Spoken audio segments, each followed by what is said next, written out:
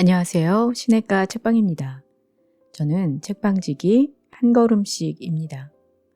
오늘은 지난 시간에 이어 전홍진님의 매우 예민한 사람들을 위한 상담소 중에서 나의 방어 기제는 무엇인가에 대하여 정리해 드리도록 하겠습니다.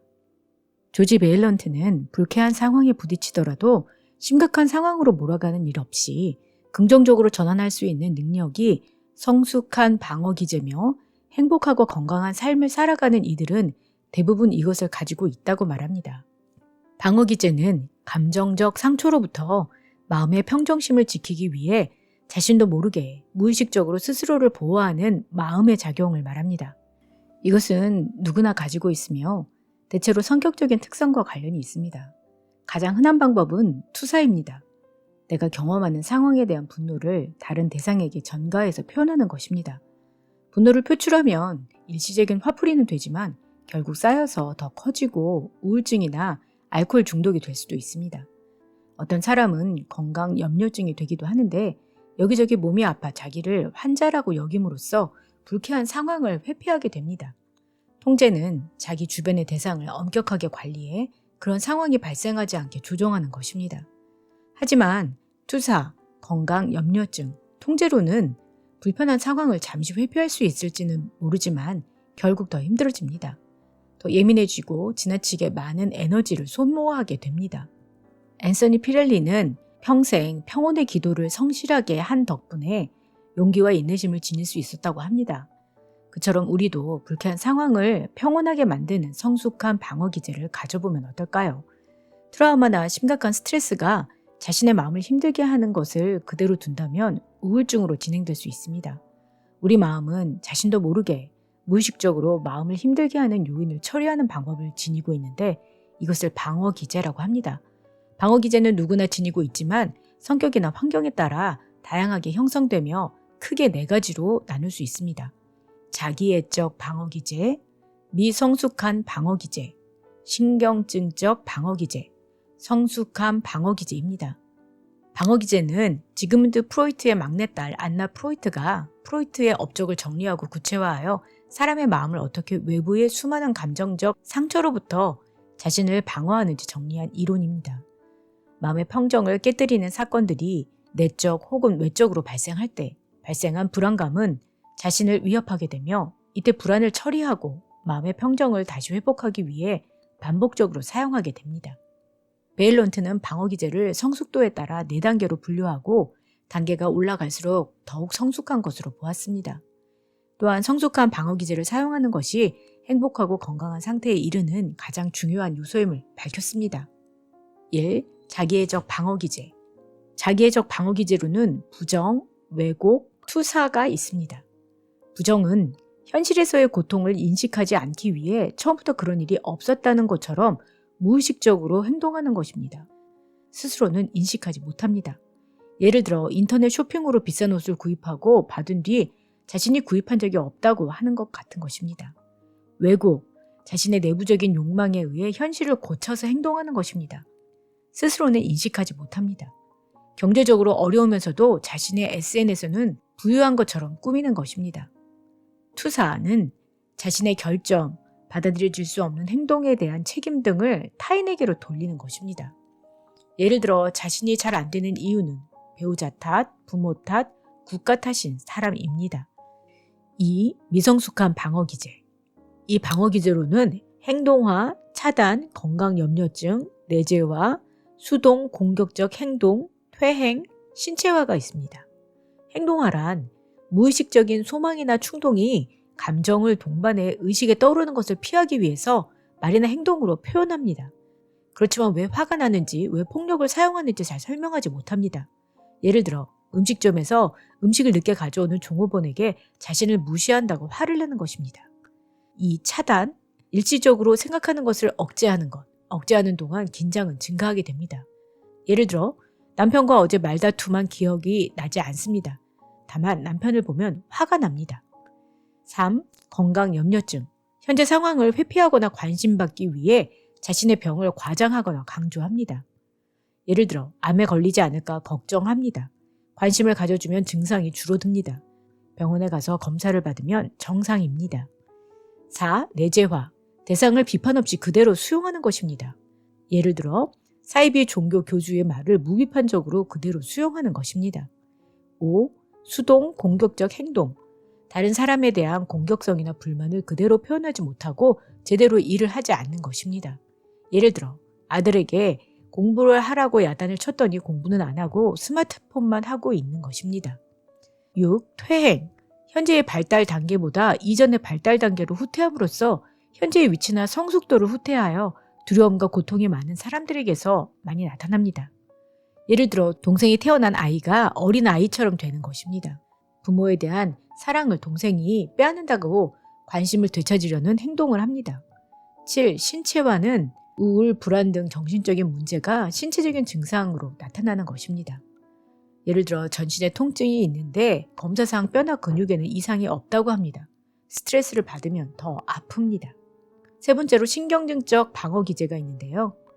여기에는 통제, 전치, 외부화, 억제, 지식화, 고립, 합리화, 해리, 반동 형성, 억압이 있습니다. 1. 통제. 자신의 불안감을 줄이고 내적 갈등을 해결하기 위해서 주변에 있는 대상이나 사건을 과도하게 조정하고 이용합니다. 예를 들어 여자친구의 사생활을 통제하고 스마트폰의 내용을 확인해 다른 남자를 사귀고 있는지 감시합니다. 2. 전치. 적대적 폭력 등 공격적인 정서와 행동을 힘이 없어 위협이 되지 않는 사람이나 사물에게 표출합니다. 예를 들어 남편과 싸우고 나서 아이들에게 화풀이를 하는 것입니다. 3. 외부화. 개인 자신의 욕구나 기분, 태도, 사고를 외부 세계나 외부 대상에 있는 것으로 자각합니다.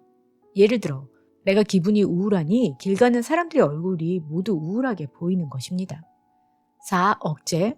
의식적으로 욕구나 생각 또는 감정을 억눌러버리는 것입니다. 억압과는 달리 의식적이라는 차이가 있습니다. 예를 들어 나를 무시한 사람 때문에 화가 나지만 참는 것입니다. 5. 지식화. 경험하고 싶지 않은 강한 감정을 분리시킵니다. 위험한 감정과 충동을 실행에 옮기지 않고 지적 활동에 묶어두려는 노력입니다. 예를 들어 자신을 괴롭히는 친구를 때려주고 싶은 충동을 전쟁 게임으로 해소합니다. 6. 고립. 바람직하지만 성과가 없을 것 같은 정서적 낭비를 억제하기 위한 방어 기제입니다. 상실, 실망 등에서 자신을 보호하기 위해 기대와 노력을 포기함으로써 방패를 만드는 것과 같습니다. 박탈된 상태에서 성장해왔거나 오랜 기간 좌절을 겪은 사람들에게서 많이 나타납니다. 예를 들어 남편이 바람을 많이 피는데 남자는 다 그런 거야 라고 감정 없이 이야기하는 것입니다. 7. 합리화. 자신의 문제 행동에 대해 그럴듯한 이유를 만들어내 받아들일 수 있을 만큼 합리적이고 이성적인 내용으로 재해석합니다. 위의 부정과 혼합되어 사용되는 경우가 많습니다. 예를 들어 내가 시험 전에 공부를 하나도 하지 않고 노는 것은 직전에 열심히 하기 위해서 긴장을 푸는 것이다 라고 하는 것입니다. 8. 해리. 의식에서 갈등을 분리시켜 감정을 의식하지 못하게 합니다. 예를 들어 폭행을 당한 사람이 그 사실 자체를 기억하지 못하고 그런 일이 없었다고 하는 것입니다. 9. 반동 형성. 받아들일 수 없는 충동, 감정, 생각이 의식의 반대 방향으로 나타나는 것입니다. 불안을 막기 위해 흔히 사용합니다. 예를 들어 시어머니를 아주 싫어하는 며느리가 수시로 어머니의 안부를 묻기 위해 전화하고 목소리를 들어야 안심을 하는 것입니다. 10. 억압. 현실에서 받아들이기 힘든 충동이나 욕망을 의식의 세계로 나오지 못하게 무의식적으로 밀어내는 것입니다. 억압되어 있던 것들은 꿈이나 농담, 말실수로 종종 나타나게 됩니다. 죄책감, 수치심, 자존심이 상하는 경험일수록 억압을 사용하게 됩니다. 예를 들어 자신이 싫어하는 사람의 이름이 잘 기억나지 않는 것 같은 것입니다. 네 번째로 성숙한 방어 기제가 있는데요. 이타주의, 예측, 금욕주의, 유머, 승화, 억제가 있습니다. 이타주의는 타인을 돕는 일로 대신해서 만족감을 얻는 것입니다. 자신의 욕구를 직접 충족하는 대신 다른 사람이 충족할 수 있도록 도와주고 대리만족을 느끼는 것입니다. 예를 들어 자신이 어린 시절에 고생하면서 자랐는데 고아원에 자원봉사를 하면서 어려운 아이들을 돕는 것입니다. 2. 예측. 미래에 있을 불편함이나 갈등을 미리 내다보고 현실적으로 준비하는 것입니다. 장기적 관점에서 무엇을 미리 준비해야 하는지 아는 능력입니다. 예를 들어 부모님의 건강이 좋지 않은 사람이 부모님과 같은 병에 걸리지 않기 위해서 미리 건강검진을 하고 관리를 받는 것입니다. 3. 금욕주의.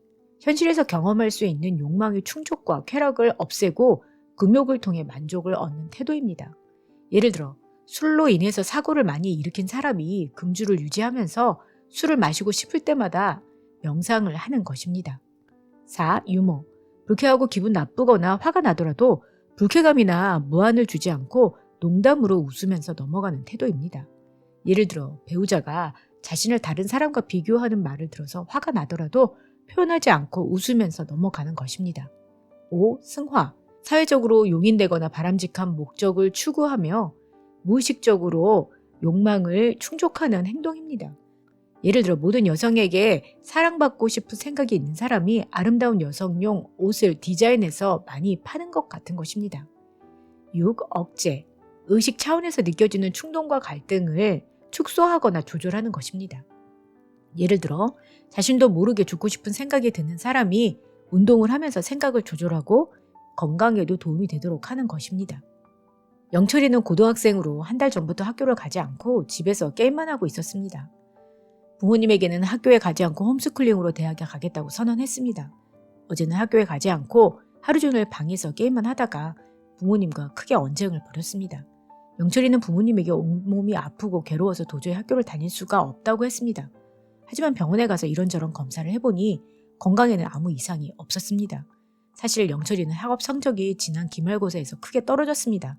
그런데 영철이의 성적이 담임 선생님의 실수로 같은 반 친구들에게 알려지게 되었습니다. 영철이는 친구들이 자신의 성적을 입학 당시 성적으로 알고 있었기 때문에 공부 잘하는 친구로 알고 있다고 생각했습니다. 그런데 자신의 성적이 하위권인 것을 들키면서 공부 잘하는 친구들이 자신을 왕따시키는 것 같다는 생각이 들었습니다. 이로 인해 학교에 가기 싫어진 것이었습니다. 그 뒤로 영철이는 집에서 총 쏘는 게임만 하루 종일 하고 있었습니다. 그리고 우리나라의 교육 시스템이 좋지 못해서 학교보다는 혼자 공부하는 편이 낫다고 주장합니다. 영철이가 학교를 안 가고 게임을 하는 것은 수동 공격적인 행동에 해당합니다. 총 쏘는 게임에 중독된 것은 선생님과 같은 반 친구들에 대한 공격성을 전쟁 게임으로 대신 표출하는 행동으로 전치화, 지식화라고 합니다. 온몸이 아프다는 것은 신체화이고 교육 시스템의 문제를 이야기하는 것은 합리화, 공부 잘하는 친구들이 자신을 왕따시킬 것 같다고 생각하는 것은 투사의 기제로 해석할 수 있습니다. 모두 미성숙한 방어기제, 신경직적 방어기제에 해당됩니다. 영철이는 그 뒤 담임 선생님과 만나 서로 진솔하게 이야기하는 시간을 가졌습니다. 담임 선생님은 자신의 실수로 영철이의 성적이 알려지게 된 것을 미안하게 생각했고 영철이가 이번에 성적이 좋지 않았지만 앞으로 잘 될 수 있는 잠재 능력이 충분히 있다고 이야기했습니다. 같은 반 친구들도 다시 복귀한 영철이를 잘 받아주었고 네가 없는 동안 걱정을 많이 했다고 했습니다. 영철이는 자신이 어떤 부분이 부족했는지 파악하고 다음 학기에는 잘할 수 있도록 미리 준비하기로 했습니다. 영철이는 자신이 한 달간 학교를 안 나올 정도로 분하고 힘들었지만 예측이라는 방어기제를 사용해 시험을 미리 준비하고 승화를 통해 다시 공부를 시작해 예전의 능력을 발휘해 보기로 했습니다.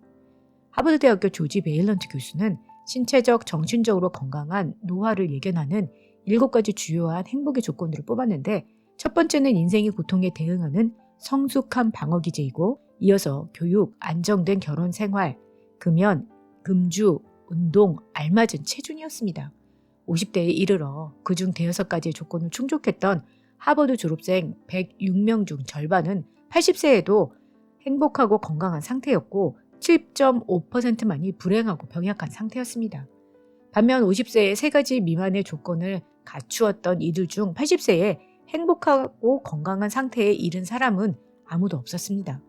베일런트가 이야기한 건강한 노화를 예견하는 7가지 주요한 행복의 조건들 가운데 성숙한 방어기제, 교육, 안정된 결혼생활, 금연, 금주, 운동, 알맞은 체중이 예민한 분들에게는 더 중요합니다. 예민한 분들은 자기 애적이나 미성숙한 신경증적 방어기제를 자신도 모르게 사용해서 대인관계나 가족관계에 문제가 일어나고 다시 예민해지는 악순환을 겪게 되기 쉽습니다. 베일런트에 의하면 50대 이후 사람의 삶을 결정하는 가장 중요한 변수는 47세 무렵까지 만들어 놓은 인간관계라고 했습니다. 우리에게 일어났던 과거의 불행한 일들은 우리의 미래를 결정하는 것이 아니며 현재의 노력을 통해서 미래를 바꾸어 나갈 수 있습니다. 내가 어떤 방어 기제를 자주 쓰고 있는지 잘 생각해 봅시다. 예민한 분들은 자신의 주변을 잘 통제하고 자신이 원하는 방향으로 진행되도록 통제하고 자신의 문제를 직면하지 않고 남 탓을 하면서 합리화하는 경우가 많습니다. 불안할 때마다 남편과 아이들에게 화를 내기도 하고 하는 전치를 하고 불안한 이유를 잘 생각하지 못하고 억압하는 일이 많습니다. 다른 사람들과 잘 어울리지 않고 혼자 지내기 쉽고 자신의 문제를 고립시켜 누구나 다 그런 것이라고 생각합니다. 편안하고 건강한 삶을 유지하기 위해서는 성숙한 방어 기제로의 전환이 필요합니다. 모든 것을 자신이 다 조절할 수 없고 각자 스스로 하도록 자율성을 주고 배려하는 것이 필요합니다. 자신의 문제를 바라보고 바꾸고 변화하려고 노력해야 합니다. 화가 나는 것이 다른 사람의 탓보다는 자신의 문제에서 생기는 것이 아닌가 내면을 바라보면서 직접적으로 부딪히지 않는 여유와 유머를 가져야 합니다. 혼자 지내기보다는 사람들과 어울리면서 바람직한 방향으로 예민성을 승화해 가는 것이 도움이 됩니다. 자신의 예민성을 관리하는 구체적인 방법을 실천해 보는 것이 좋습니다. 네, 오늘은 전홍진님의 매우 예민한 사람들을 위한 상담소 중에서 나의 방어 기제는 무엇인가를 정리해 드렸습니다. 이 책을 읽으면서 매우 예민한 사람들을 저희 주변에서 자주 볼 수 있다는 것을 발견했습니다. 또 우리가 어떤 때에는 매우 예민해지기도 해서 여기에 나오는 미성숙한 방어 기제들을 사용한다거나 신경증적 방어 기제를 사용하는 경우도 많이 있는 것을 발견하게 됩니다. 먼저는 나의 예민도가 어느 정도인지를 파악하고 내가 주로 사용하는 방어 기제는 무엇인지를 알아보는 것도 크게 도움이 된다고 생각이 들었습니다. 먼저는 말씀하신 것처럼 안전기지를 확보해야 된다고 생각되는데 무엇보다도 가장 중요한 것은 진정한 주님을 알고 하나님을 알아간다면 저희의 완전한 안전기지가 되리라고 생각이 듭니다.